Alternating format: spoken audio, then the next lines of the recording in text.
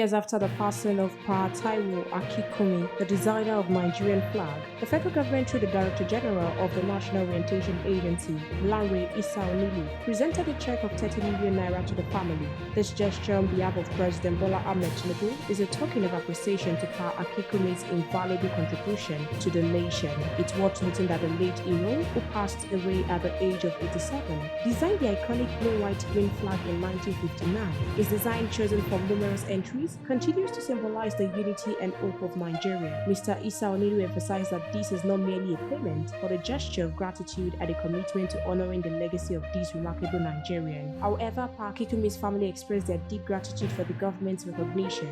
This act of remembrance ensures that the contributions of this national hero will be forever remembered and appreciated. We'll continue to supply you more trending news updates. Please stay tuned to NaijaNews TV.